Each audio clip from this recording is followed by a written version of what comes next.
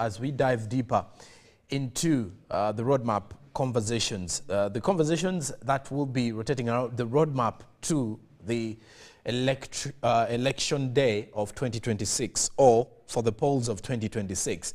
So in simple terms, we're going to be having conversations with words like voting, voters, polling stations, electoral commission, how ready, and then matters to do with your leaders and respective constituencies under which many of you come from, or under which our viewer who is with us this morning comes from. The conversation is something that is very vital and pivotal.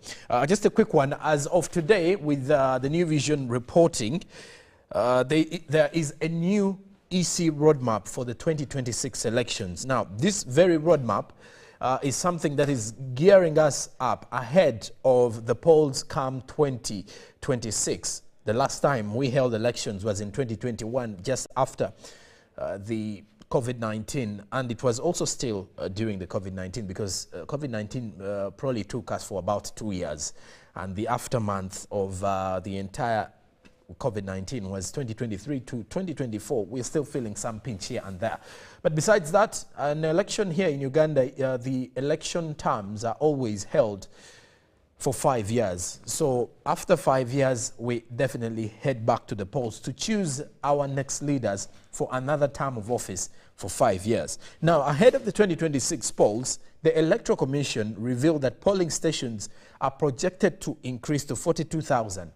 Now, that is up from a 34,684 that were recorded in 2021, or the polls, all the polling stations that we had in 2021, meaning the elective offices are now also increasing to 118,945, up from the 140,043 that we had in the previous elections of 2021. What a time to have a conversation of this nature, because by June next year, village special interest group committees will start sitting for the nominations of the various disciplines in regards to the elections.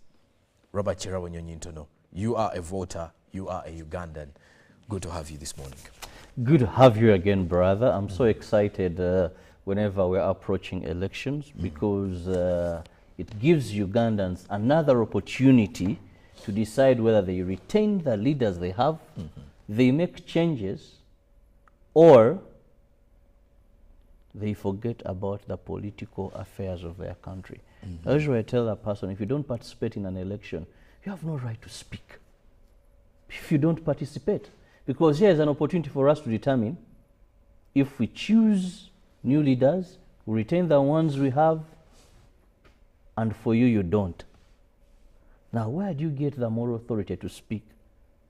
Someone shows they are so interested in the political system of this country, but then they tell you, I don't vote. Now, rather vote and say I was defeated. Rather vote and give all excuses, but do not refuse to vote. And where I drive my anger, one time in my career, I almost lost my job because of a presidential candidate who didn't turn up to vote. Now, Sonko, you know how in the media houses, when you are going for elections, what a sensitive period it is. Now, by then I was a reporter in a radio newsroom, and each one of us, we were about 6 senior reporters, was given a particular candidate to cover as they cast their vote. Now, I was given Dr. Orara Otunu that I was supposed to cover. Now, with all my gadgets, I knew his polling station. I was there as early as 6. Now, every time they'll check on me, give us a feedback, tell us what is happening. You know how we do it in the media house. Now, for me, I had nothing to tell. He's not surfaced, he's this. But whenever I would ask my sources, it was very clear he's voting from that particular polling station. And guess what? The VIP never turned up to vote, not even for himself. Now, when I returned, I had to convince a senior editor, because no one would believe that. Throughout, you've not shown any interest of any sign that you're going to pull out, you're not going to vote. He didn't pull out. He just chose not to vote. Then after spoke whatever he said. That is his right. But I'm telling you how then you don't have a right to speak in an election when you don't vote. So when the roadmap is out, it's time for us as the media first to call upon the public that interest yourself in this and make sure you do vote. Okay. And making sure you do vote is a right for everybody, because you have to exercise your right as a citizen of this country to elect your leader and to ensure that you take part in the elections. And when you look at the 2021 elections, one of the things that we learned then was the fact that the young people got really interested in the elections. Now, the worry and concern then was, it does seem like during the election process, it wasn't about voting for the people they thought would lead them, but it was voting because of affiliations to a political party. Now, this is exactly what is bringing me to my other concern and a conversation that we really need to open up, Robert. When you look at the election process in Uganda, when the nominations within the party groups kick off, that is next year, what normally happens is that in the Luganda dialect, it's called the Kamyufu. What happens in the Kamyufu or in the nomination situations, there is always chaos affiliated to the nominations within the different parties. And then after, every party presents a preferred candidate who is supposed to be representing. Now, those who have actually failed to be the preferred candidates end up coming in as independent. Now, when it comes to the election bit of it, you've mentioned something very critical. Ugandans need to indulge in voting.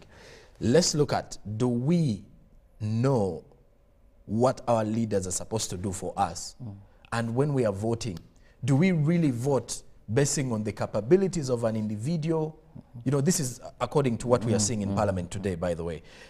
If you're to look back at the previous polls and our elections, do you think Ugandans vote basing on, you know, emotional, you know, attachments? Is it a sentiment to do with their attachments to their political parties, or is it a wave kind of thing like we saw in 2021? Well, first, I don't want to blame Ugandans. I want to blame government. I want to blame civil society organizations. That we put so much emphasis on the D-Day, yet this is a process.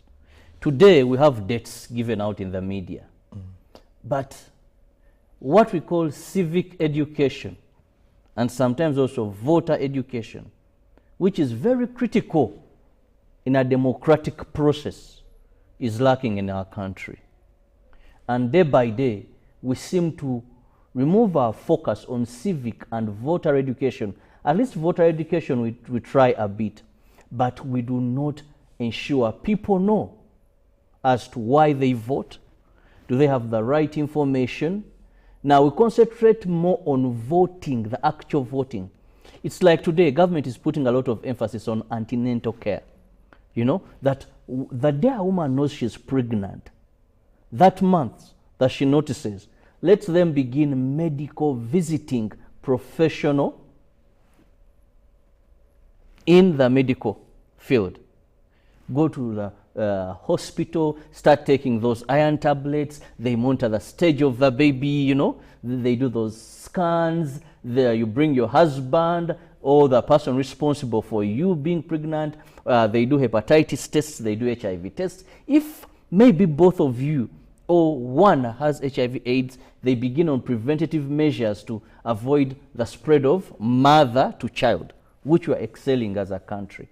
Now, I've used that example. Let me bring it back to the politics. That we need to ensure that the people going to cast their vote, not only ensuring that we protect our vote on that day, you know, we vote properly, we don't have invalid votes or spoiled votes, but people have information. If we are going to elect LC1, what is the role of an LC chairperson? What is he going to do? What is his mandate? Now, what kind of person do we need in that office? Are people aware? What kind of person do we need in that office? Among the candidates that have presented themselves, are they the right candidates?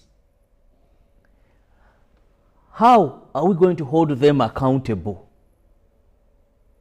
That is why now civil society organizations are also responsible for civic education.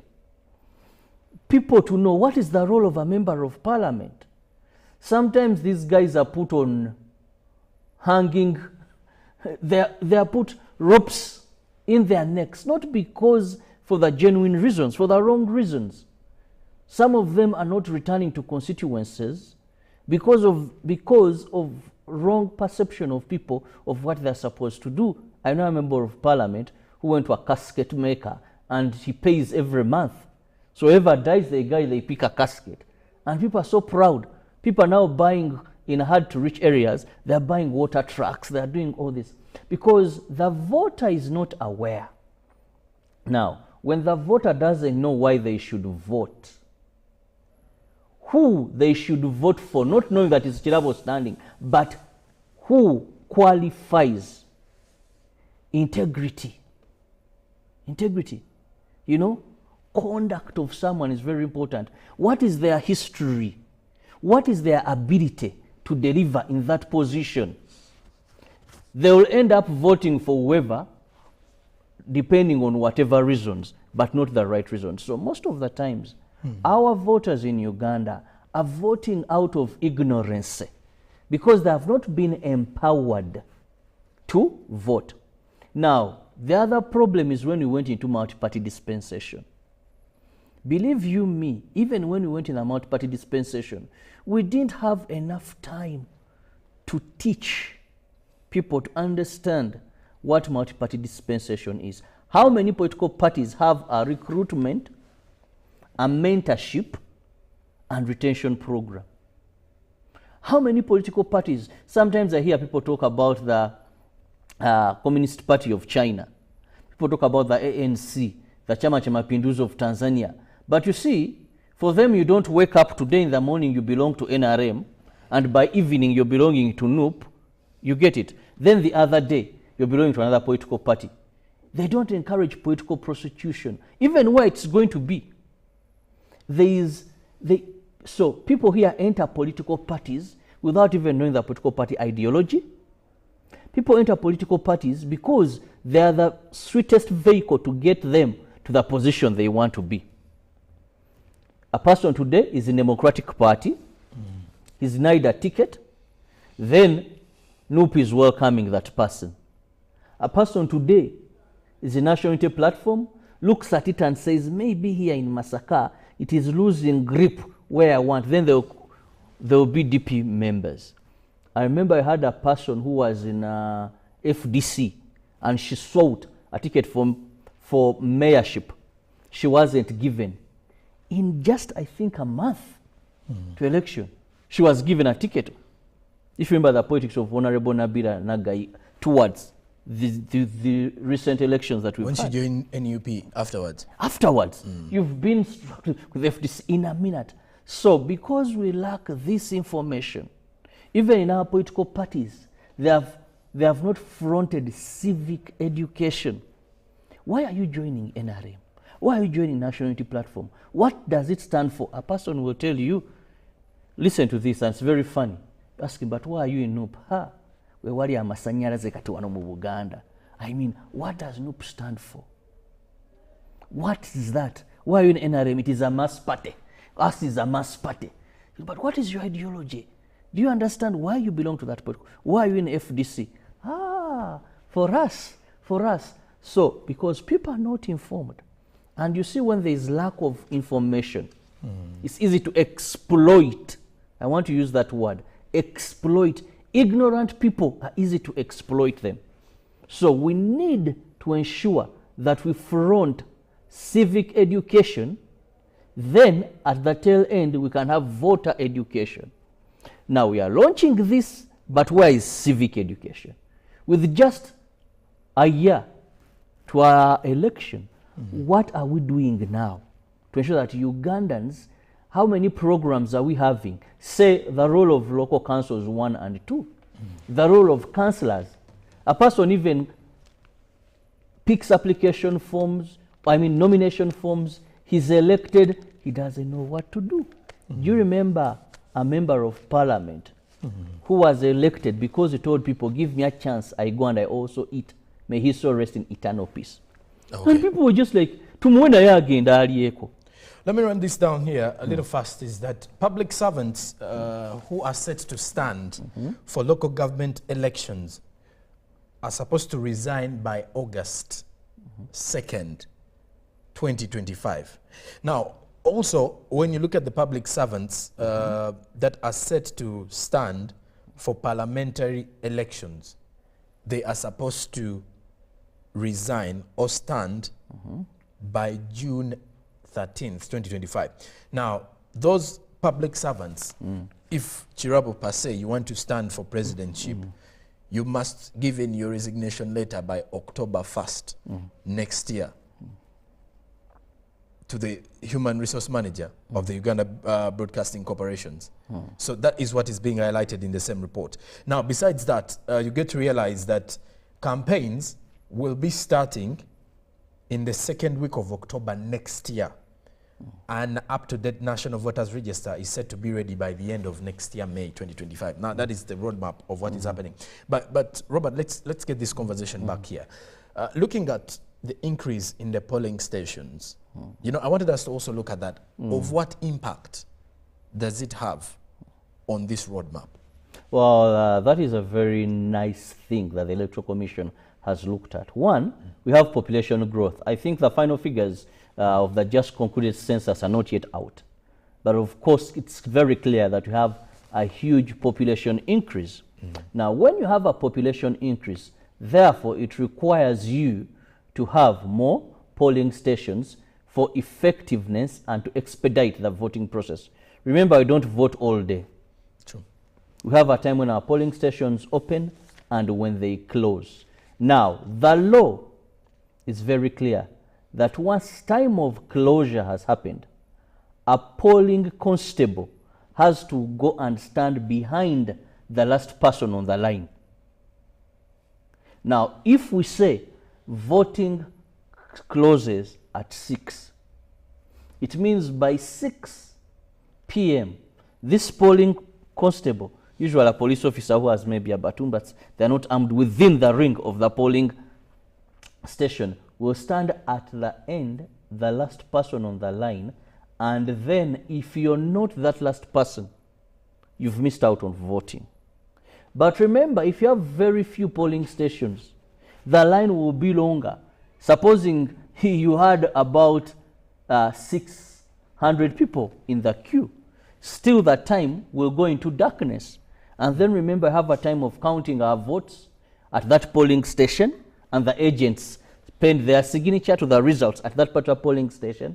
Then those results must be transported to the main or district or the main tally center where they have put them. Then the counting there also has to commence. So our voting is time constrained. So with population increase, therefore, you need automatically to increase the polling stations so that you have a number that is able to vote effectively, and maybe they do other things. Because you are encouraged, if you've cast your vote, move away, come back at the time when we are counting these votes. Do not be at the polling station unless you are a polling agent of a particular candidate or of a particular political party. So this is going to ease the voting process. We know people who come to the line and the queue is so long, and they just choose to leave and go and do other things. Because remember, it is not illegal in our country when you don't vote. Okay. And when we do return after the break, we look at demarcation of some of these polling stations as well. And then fast forward, look into what the Electoral Commission and the government should do to ensure that by 2026, Ugandans are not messing about when it comes to the elections of this country. This is a conversation that you can be part of as our viewer. After the break, we do return with more conversations. Stick around.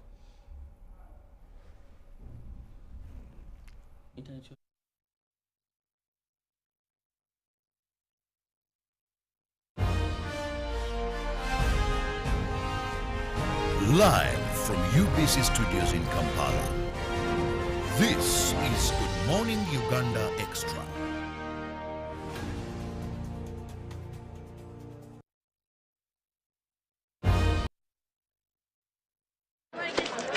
Juko. Yo. Wachikuwa. Check the shopping, man. What's your secret? Haven't you heard of the parish development model, PDM? Yes, I did, but I thought it was just a talk. No, Sebatia. It is real. I and a few friends together formed a circle, accessed money from the PDM, invested in a poultry project, and now things are moving. Juko. I thought I was one of your friends. You are. But you left me behind. I didn't leave you in poverty. But what you do, just visit your LC2 chairperson and your parish chief and start the process of economic transformation. Just like that.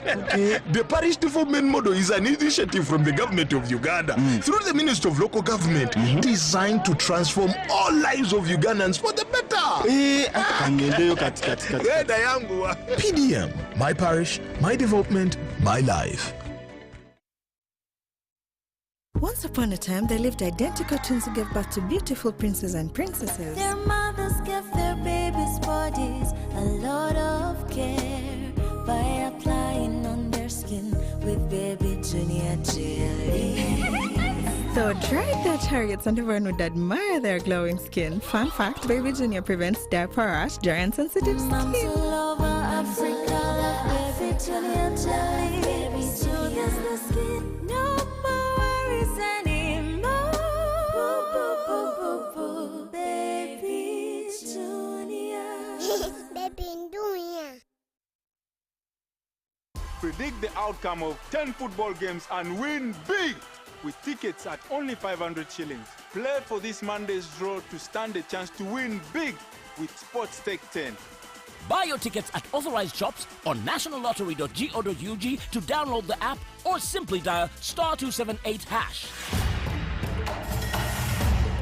Ugandan National Lottery. Dream, play, win. Participants must be 18 years or older. Play responsibly. The Uganda National Lottery is operated by Ituba Uganda and regulated by the National Lotteries and Gaming Regulatory Board. Live from UBC Studios in Kampala. This is Good Morning Uganda Extra.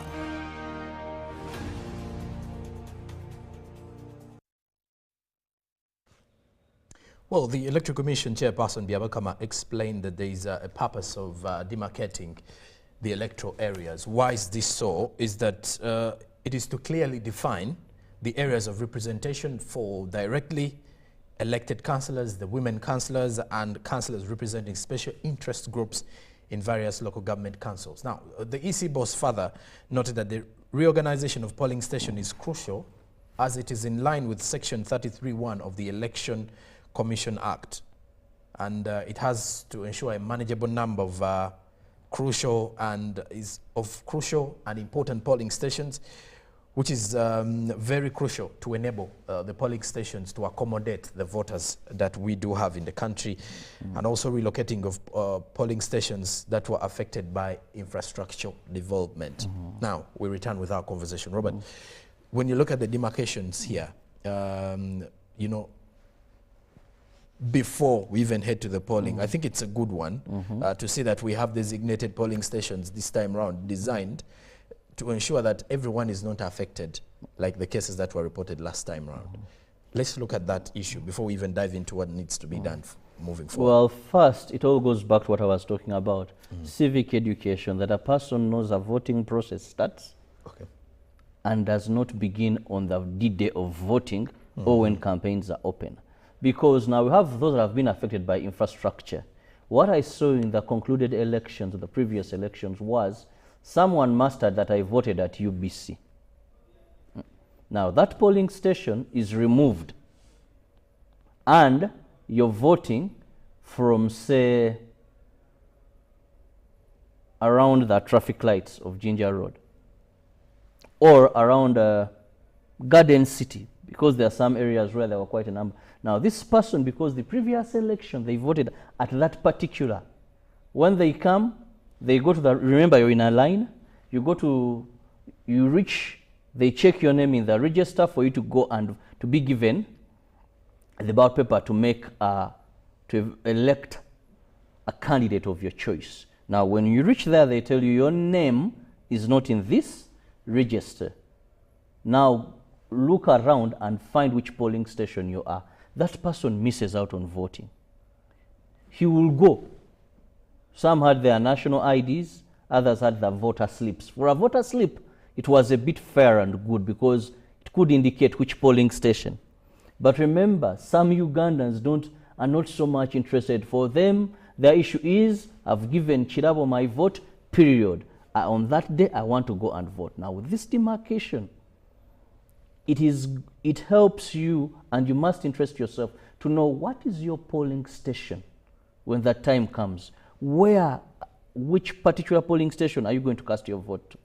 But also, like you say, to have a sizable number, that these long queues discourage people from casting their vote. Someone wants to come and cast their vote, then go and open their shop, then go and do other things. Now, if they find a long queue, some may think I'll come back. As they pass through, they are telling them the line is still long. At the end of the line is still long. Then the time for closure of casting the vote happens and that person has missed out. So we are happy that yes, the law, first it is within the law that governs, but also it is important to ease, and it requires Ugandans, now that you've gotten that information, you to interest yourself to know where exactly are you going to cast your vote on that day. Election do not start when campaigns are open and end with the voting, the D-Day, but it's an entire process you must be involved in for you to choose that right candidate and have the victory you long to. Okay, now let's get into the election time. You know, a lot of things happen during campaigning time and even during the election time. Now, the D-Day of elections is where the chaos comes in. Either a delay of, the polling agents arriving, or delay of the election process, where we see some polling stations having to count elections even late till the next day. And then also chaos around it. You know, at times you find out reports, because in media you report that at least a certain polling station had some gunshots there to scare off some of the people who wanted to be violent. Let's get into that time. As we prepare our voters for the election, how then do we prepare? How best can we do that? And then to those who also want to stand for various positions, you know, what can they do to ensure that we have a successful 2026? First, we are behind schedule, because when you look at the initial program of the Electoral Commission, this should have been done last year. But now there were lack of funds and we are postponing it, and now we are believing it will happen. We hope it does, as the program has been launched by the Electoral Commission, the roadmap. Now, this is where then voter education comes in, and it's very, very important that a voter knows how to cast their vote on that particular voting day. You know, Sonko, there's something that disturbed my mind, and I don't know if this was intentional. When you are electing, when members of parliament, and I want to believe every member of parliament comes into the August House, apart from the ex-officials, the August House through the power of a vote, not so? Now, when you are voting for the Deputy Speaker of Parliament, Honorable Thomas Tayebwa, we had 7 invalid votes. Members of Parliament went to vote for the Deputy Speaker, and there was a member of Parliament, 7 of them, who didn't know what to do. And those were invalid votes. Now, an invalid vote is when someone either ticks and the cross goes to two or three candidates, either because when it was Parliament, I don't think they use ink, you know, or someone ticks in the middle of 2 candidates, something like that. A person who doesn't know how they vote, when you go into that dark room or that Benson and you're there alone, how to tick. Now, for Deputy Speaker, we had 7. I think for the Speaker, they were 2. Members of Parliament voting their Speaker and Deputy Speaker, and we have invalid votes. Now, voter education. What happens is that we have people who've come to vote, but they don't know what they are going to do. And remember, this time we are going to have more new entrants, their first time to vote. Now, we may have more invalid votes, and an invalid vote is useless because it's not counted. That's why you see the presiding officer unfolding it and bring it before the people. Atekano, you get it, and then they say no. Both agents agree that one is spoiled. I mean that one is invalid. It's not going to be counted. So voter education is very important at that time, so that we reduce the number of invalid votes. Civic education gives us ability and knowledge to judge and sense and produce the best out of the many that could have stood for that particular position to be the leader. Now, this chaos that comes, most of this I want to go to the Electoral Commission because they're in charge of delivering the voter material on time. That is administrative. We hope that government facilitates them in time and gives them what exactly they require to deliver. Because sometimes government agencies, bodies are working under a minimum budget, or they have to work with what is available. You either deliver now, you can execute, but to what degree of perfection are you executing the work you're given to do? So we hope they have the staff, we hope they have the security, enough security personnel, and these will determine how good. Because if, say, the Bensons or the transparent buckets don't arrive on time, you're not going to blame that on Ugandans. So it's not automatically. If we don't have enough manpower, you're not going to blame that on Ugandans. The only incident where you can blame is the violence that comes out. But also some violence still goes back sometimes to manpower issues and the presiding officers or managing that particular polling station. Because if people come to vote, it just takes a few hours. Usually impatience, these long queues create the violence. That people lying there, you're taking long to start the voting exercise. They have been there as early as 6, some of them. Now, they lose patience. They begin the murmuring, then someone can give them false information. Sometimes the electoral officers tend not to be transparent. Either they see these look like votes, then so these are the complications that come around. But if people have the civic, they have the voter education, government provides, the Electoral Commission delivers on time, voting starts on time, and we have men and women of integrity, then it goes back now to the candidates themselves. For some reason, I've noted that in our election for the last decade, people do not accept defeat. And sometimes losers easily sense that they are losing out, and they resort to chaos. You find a person out of the blue who lays the other and says, we found them with votes. Because I've not seen anyone successfully prosecuted for having, you know what they call ballot stuffing, that maybe someone came with those allegations. I've tried so much to see the proof, but all the time, sometimes we have social media reports, sometimes some media, ballot stuffing, by the end of the day, I've not seen successful prosecution, and I don't rely on hearsay that so-and-so has been convicted of having, he had his own he had his own predict ballot papers, and was going to put them into the bucket for them to be counted.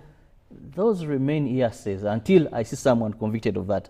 But the politicians have to be, would I call it not orientation, but psychologically prepared to understand that when you go in an election, you can win or you can lose. Otherwise, there wouldn't be competition. Now, when you subject yourself to competition, it doesn't automatically mean that you have to be the winner. No. So, because you're going in an election, and it's people who are going to determine. In an election, someone can assure you, I'm going to vote for you, but then I'm going to give you the vote. So you can only know you're the winner. Leave alone these opinion polls. You can only know you're the winner after the counting. So you must know that you can lose or you can win. How do we prepare our politicians? They are campaigning agents. These are people who go and attack a polling station. We are told there's someone rigging. There's someone who is carrying about papers. Hearsay, and they can mess the entire polling station. So some of the things I feel really that we need to prepare ourselves.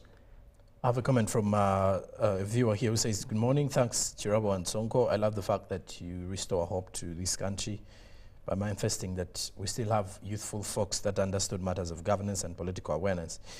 Now he says, while the roadmap is out, it's simply another conduit of manipulated fraud. And he says that later on we are likely to see certain things materialize in the field. Now, he talks something to do with lack of civic education. And he says that the last time we had effective voter education was when the late Kadoma and Byakagaba were in charge. He says, the moment the department was taken over, the resources for that vote was turned into other things that do not matter. He says, cry, my beloved country. This is Andrew from Chisoro. Now, he talks about something to do with voter education, which he says needs to be prioritized ahead of the polls. As we're summing up, Chirabo, what would be your message to the Electoral Commission, the government, the voters, and those willing to stand up? First, I would call upon government that we need resources, we need deliberate, we need to be intentional to promote civic education. People must know why they are voting, who they should be voting, not necessarily a person, but the qualities. A person who has the integrity, a person who is fit for job. Because we've been exploited as Ugandans. We've been exploited because we are ignorant. A member of parliament comes, pledges building schools, building roads, paying fees for the children in the constituency, and we vote for that person because he promised us. Yet those are not their noble duties. A chairman, LC1, LC, at whatever levels, let's have civic education. Then let's also have voter education, that people know what to do when they reach on a polling station. That people know the do's and don'ts at a polling station. Don't come with your yellow t-shirt, your red t-shirt on the voting day. This is not a place to campaign from. This is spoiled votes, but also invalid votes. If we can have 7 when electing the deputy speaker, 2 when electing the speaker of parliament, that high level of ignorance. Look at the quality of people we are electing in positions. There's a clip I was watching of Honorable Semujunganda. I think I shared it with you. When he said, as if you're discussing with primary kids, but this is a member of parliament. These are not my words. It's on social media all over, and see him saying this. Because people do not know who they are voting for. So they just vote. When you tell him, as long as someone's putting on yellow, as long as someone has a red, let's vote. But what is the purpose of the person? Is he going to be of help? Will they read? Do they have the capacity? May I see some members of parliament outshining others, but I'm not shocked. You look at a man who was a journalist, a profession based on reading and exposure day by day. Now, if you tell him there's a bill on this research, automatically he will. So do they have the ability for these offices? As long as Ugandans are not aware, they will still elect who has more money. Some people are elected because they look very beautiful on posters. Some are elected because they look very handsome on posters. If a young Sonko has that beautiful face, a person akana kalabika bulungi tukaweka ansanyusiza, we cannot continue ono gundi alagidde gundi yalika amasanyalaze. We are taking our country in the wrong direction. The food, we concentrate on preparation, not on the serving. Thank you. Well, that does it from Robert Chirabo, Onyonyi Chono, and myself in regards to a conversation that we've been having ahead of the polls in 2026. As the new roadmap was released by the Electoral Commission. Now, to you, our viewer, who is also a Ugandan, if at all you happen to be on the voters register, it is upon you to elect a leader who you think is worthy representing you in any discipline in regards to the election process, whether the president, whether a member of parliament, whether a local council 5 or councillor within the local government settings, you have to exercise your right. But it's always important for you to make the right decision with your conscience on note. Now, just taking you back into the roadmap that we have, or that was released by the Electoral Commission for the 2026 polls as we are summing up. As of August 2024 will be the reorganization of polling stations. So this month that has kicked off today on the 1st, we are reorganizing, or the Electoral Commission is going to be reorganizing of polling stations starting today.